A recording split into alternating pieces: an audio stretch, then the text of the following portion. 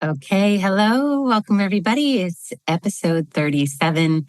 We haven't quite landed on a title for this episode in the moment of recording, but today we're going to be talking about my most recent thought, and I'll let Anne share too, is we're just calling bullshit on high performance equals high cost.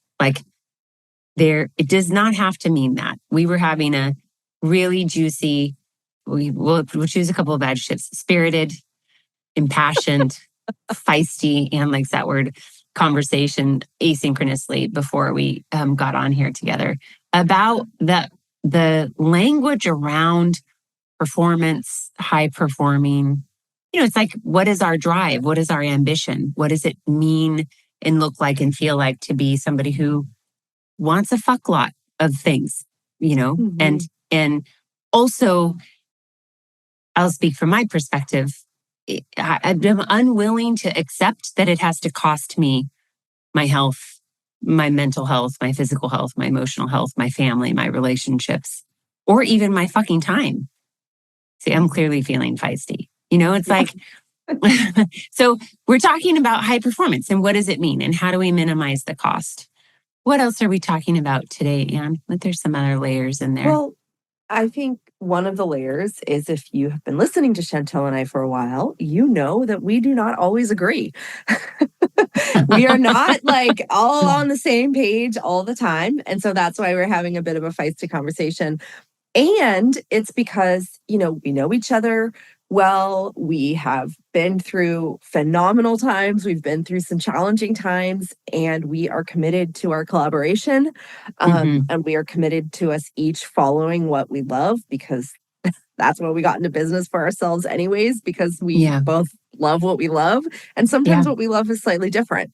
And so that's okay. That's true. But there's a ton of overlap as well. And so I hope that you can appreciate our conversation, knowing that you can also be in a relationship with another strong woman in your life or another strong man in your life, and agree to disagree and still have an amazing partnership. And to, use and to realize that can be a strength that you have. Versus something to, I don't know, to fret about. So or to think it's bad, and treat it as a negative. Also, I think the caveat for everybody, and again, if you have been listening, and if this is your first episode, man, you got to go back. You got to get familiar.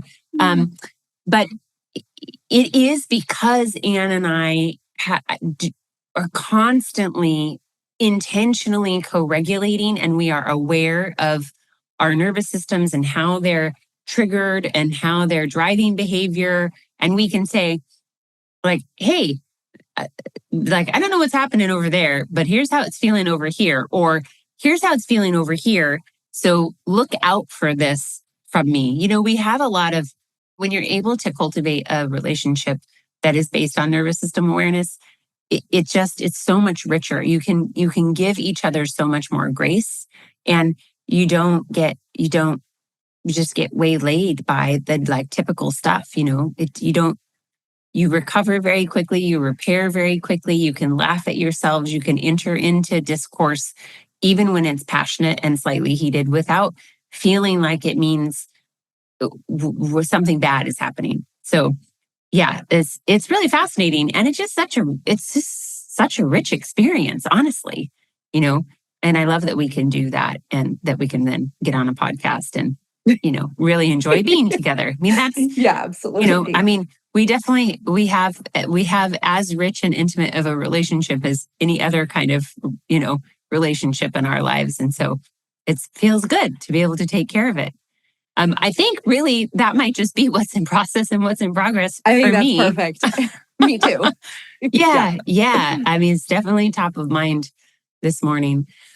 All right. Well, I think what we want to do is give you a little bit more context. So if you listened to episode 36, which is our last one, we announced our newest offer and a really, really powerful program. And it's called Elevated Entrepreneur. And we we wanted to share the premise of the Elevated Entrepreneur with you so you could understand where we're coming from. And so this is for me, it's like an apex creation moment. Yeah, I know. And Anna's just, I will just always give her lots of credit because I can be a little stubborn and I can be a little closed-minded when it comes to like adding on things, but she's the driving force. Let's create this year-long process. And I was like, I don't want to.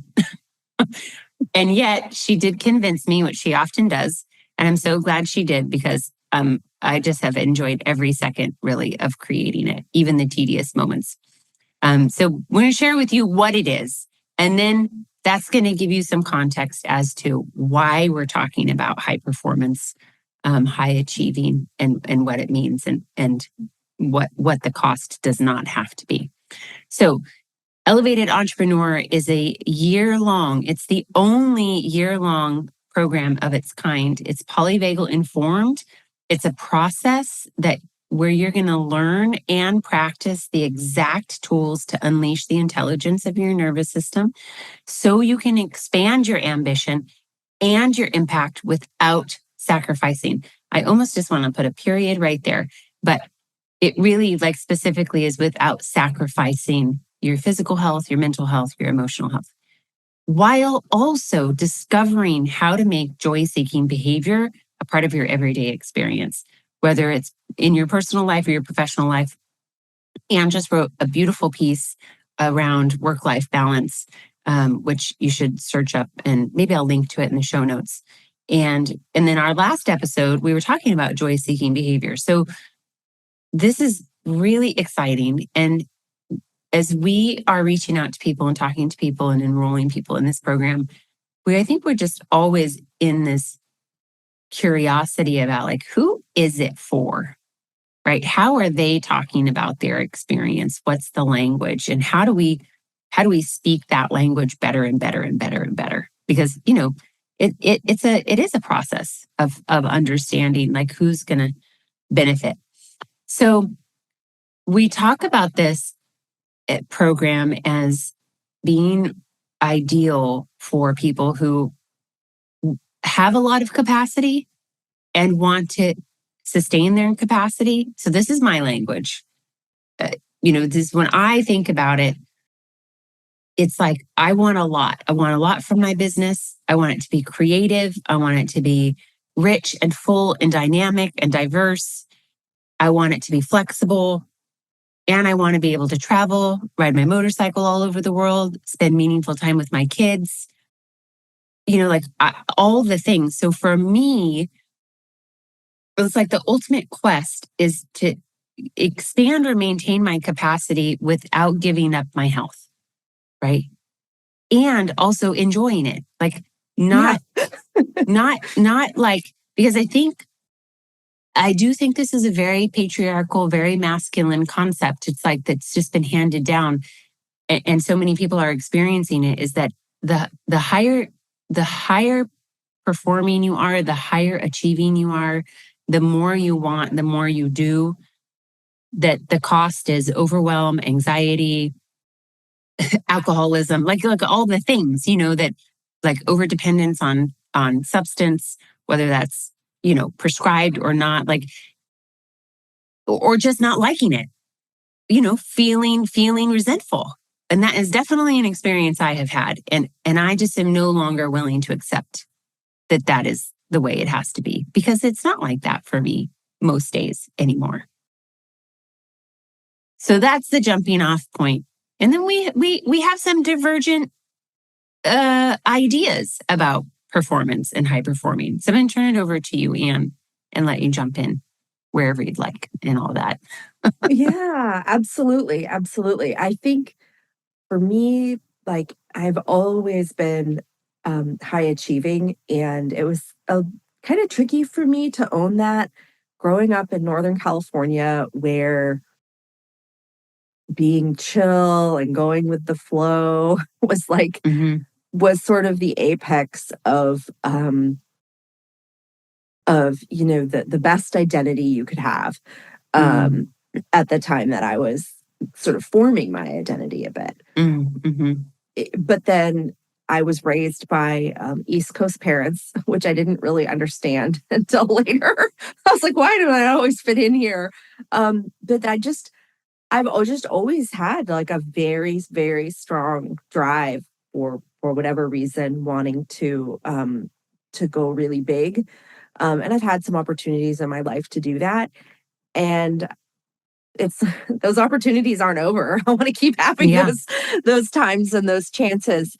And that's one of the things why I like working with Chantill so much is she has that too. She has that drive and that ambition. And as we were speaking today, one of the things that became really clear was just the difference in language that we sometimes have around that. So being an entrepreneur who's never worked in a corporate world, although I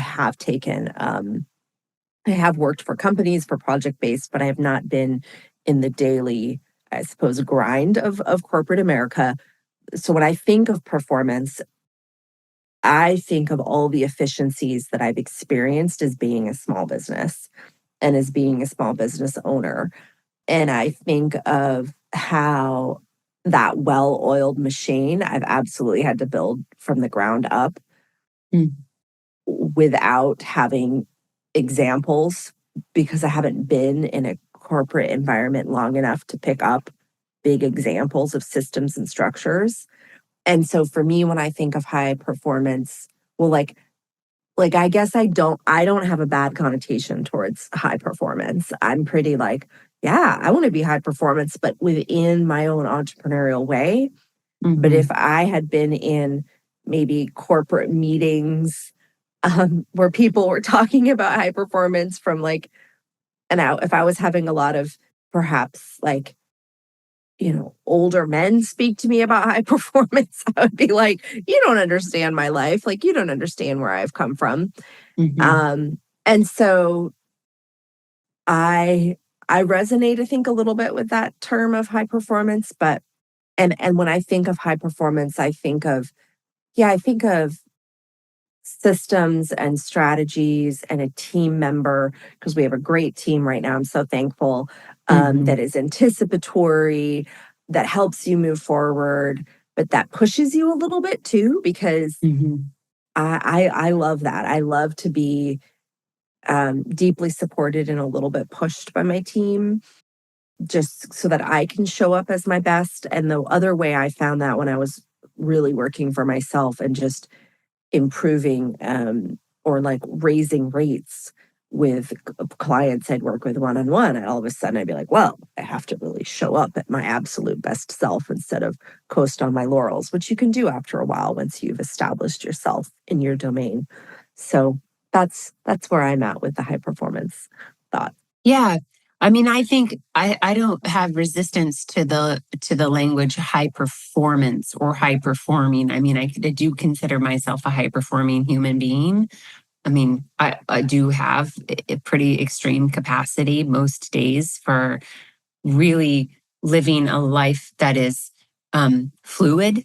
My work and my home life are dynamic and fluid, and so I'm not opposed to that. I think where we get a little stuck, and it's I think I have a solution, which is not usually something I will just come out and say, but because I like to always hold things lightly, like here's what I think, but I'm not, I don't need to be right. Like I have room for being curious.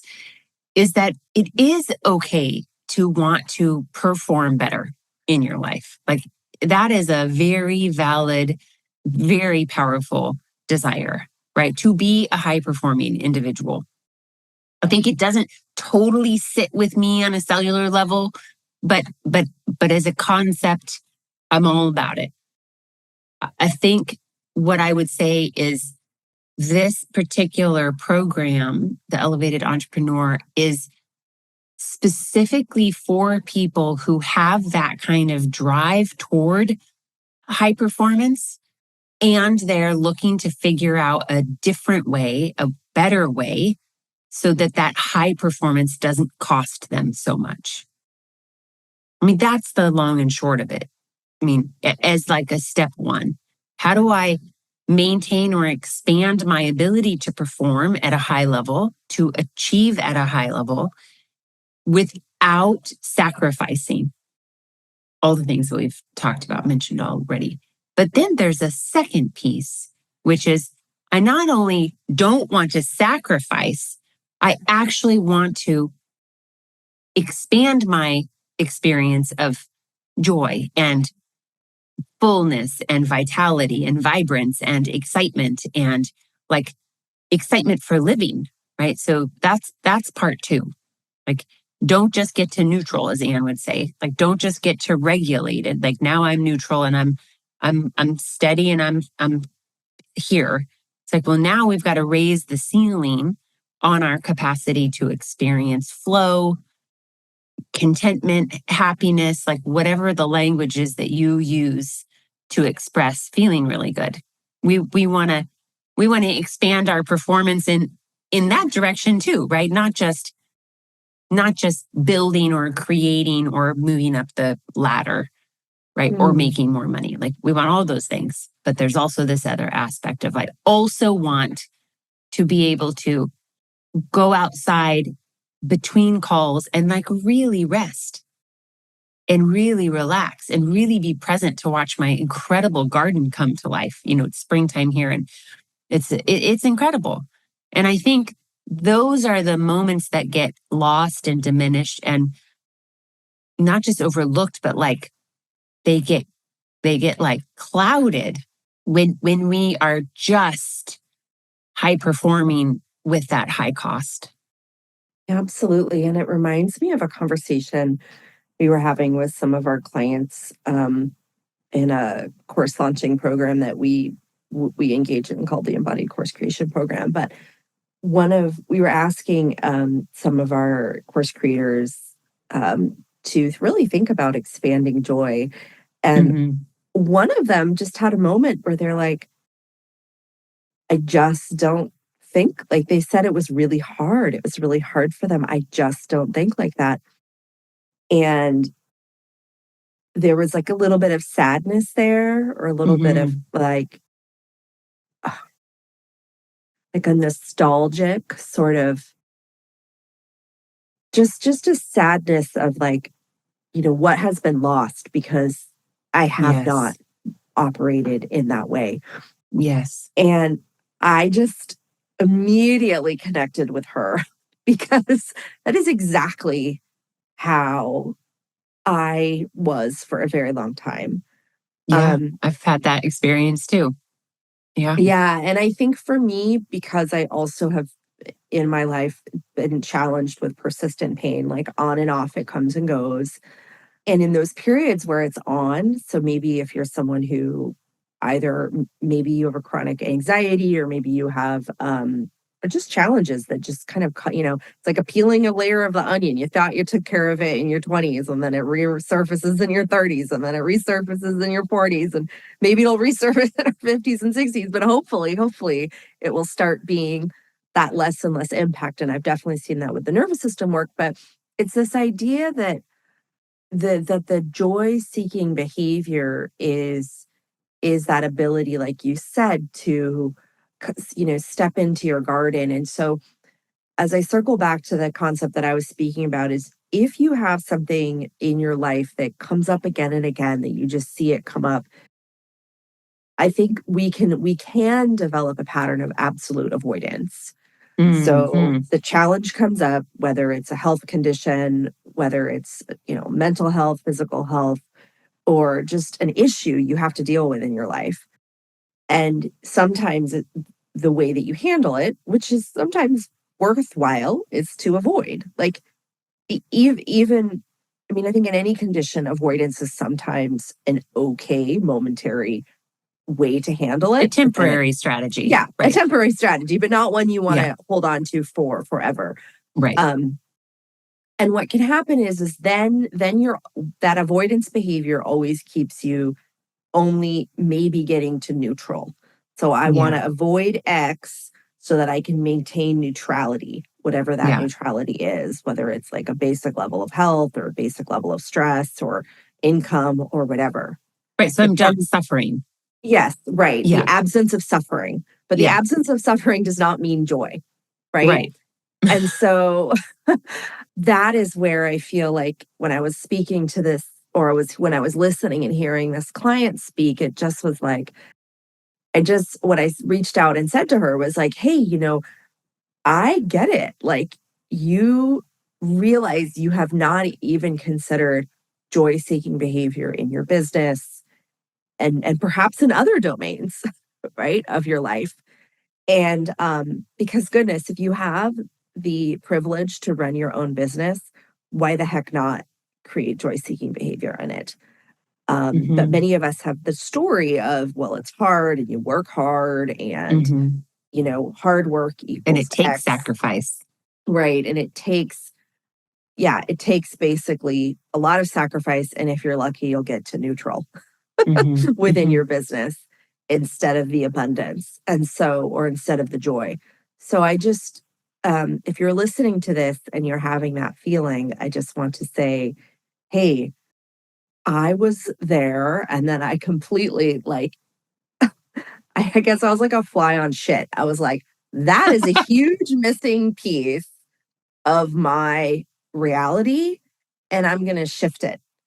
And I guess for me, it's a problem to solve. And when your problem to solve is not solving to neutral, but solving to joy or abundance, which was how can I really bring joy into my work, into my life, into my plans, into my everyday? It's just not that hard.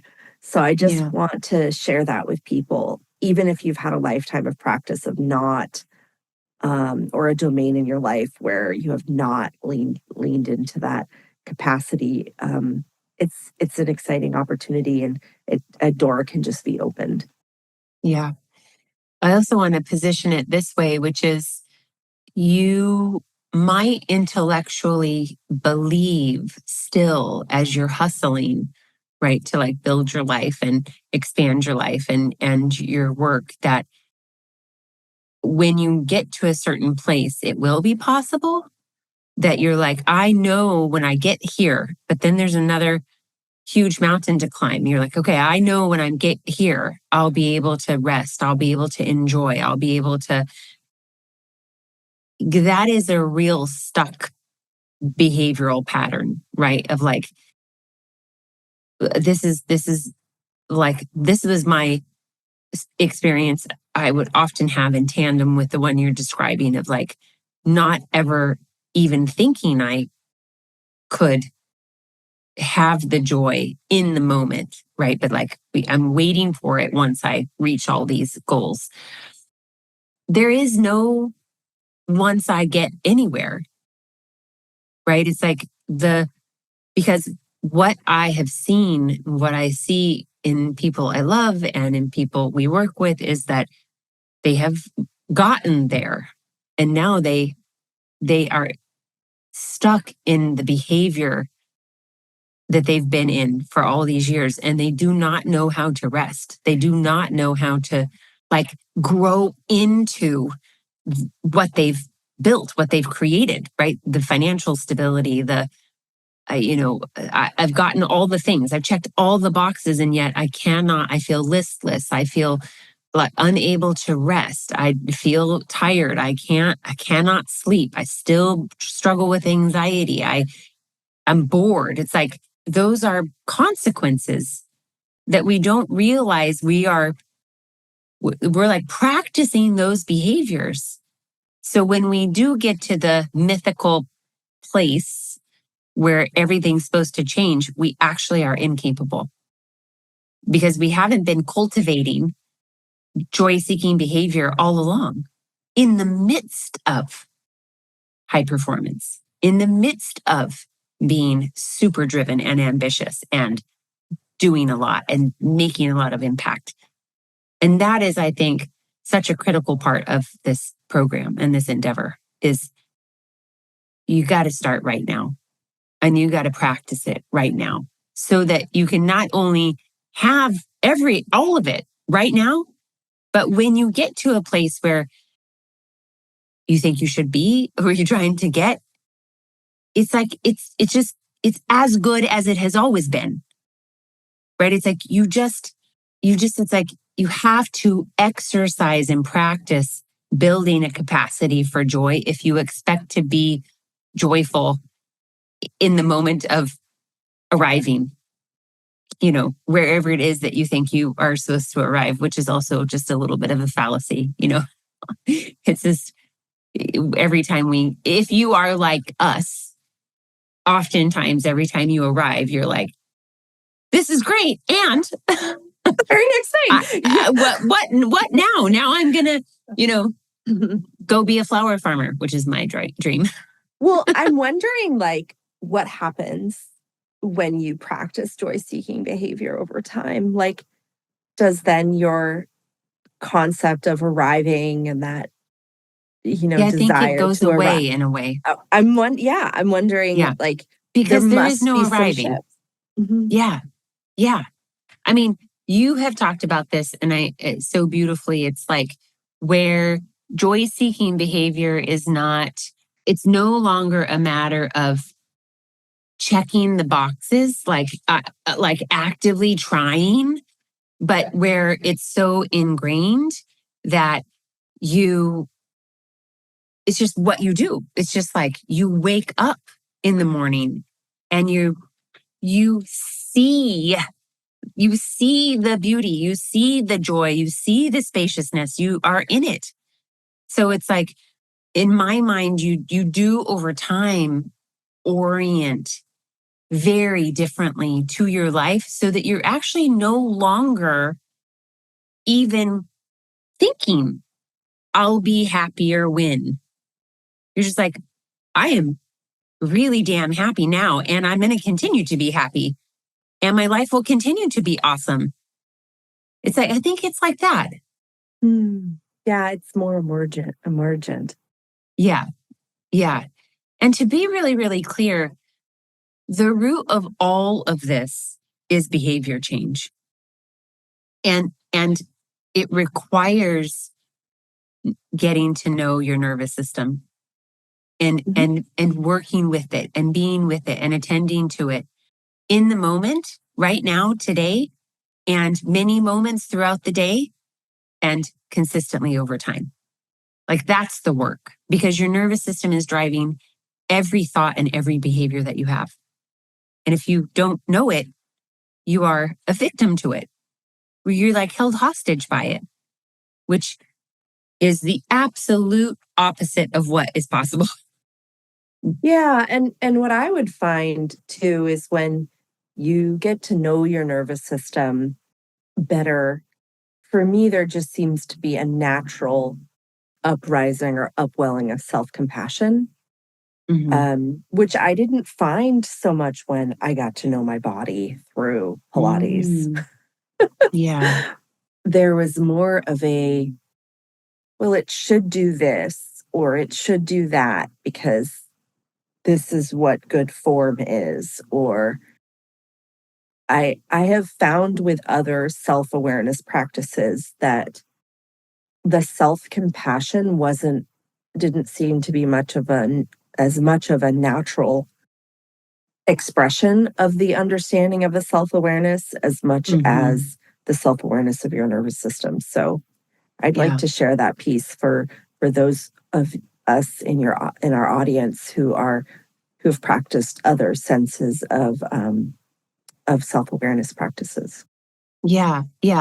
And I think for those of you who are not familiar with the nervous system work, just kind of how we package it often, it might be useful just to say that, right, your autonomic nervous system it's an underlying communication system that's always working. And it is largely communicated through the vagus nerve. And the vagus nerve is mostly communicating from your body to your brain, right? I mean, your nervous system is obviously made up of lots of nerves, but from our perspective as a polyvagal informed business and this program, Polyvagal Informed Program, we are looking at how can I like the communication I'm getting from my nervous system is coming from an unconscious place. Like we're not thinking about it. It's happening. It's happening. And then we're translating. And your nervous system is a physiological response. It's like something that you can kind of almost hold out here and go, well, that's very interesting. I'm having this experience. My gut is clenching. My heart is racing. My jaw is clenching. I have a little bit of a headache. Like all of these dysregulated symptoms, these tension symptoms, right? And we can kind of hold it out here and go, oh, it's just a message. And the power is, how am I interpreting the messages? Right? Because when you're not conscious, when you don't know even that you can bring this unconscious experience that you're always having up to the surface and say, oh, what is this? That's the moment where you can go, oh, I'm not feeling safe. I'm not feeling heard.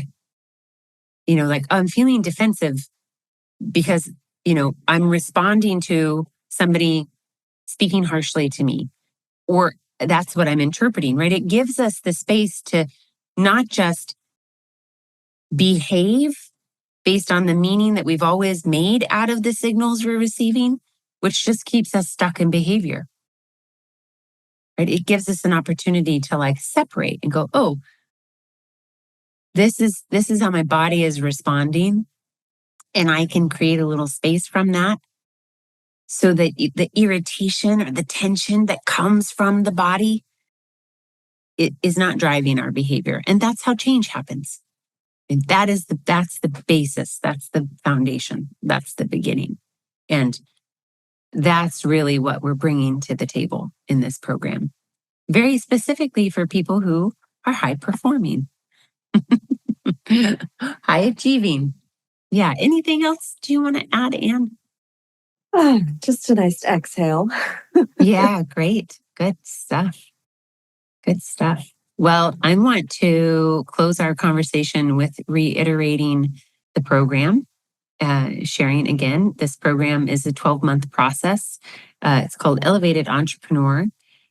And through this year-long polyvagal informed process, you will learn and put into practice the exact tools to unleash the intelligence of your nervous system so you can expand your ambition and your impact without sacrificing your physical, mental, or emotional health, while also discovering and learning how to have more joy-seeking behavior as a part of your everyday experience. So in the show notes, you're going to find the link to learn more about this program. I'm also going to link to Anne's post on work-life balance. I think that comes out tomorrow, but we'll get it in the show notes because I think you're going to really dig it. And then, yeah, I think that's it. It's a great conversation. Thank you. Nice co-regulating with you. Yeah, absolutely. Okay, till next time.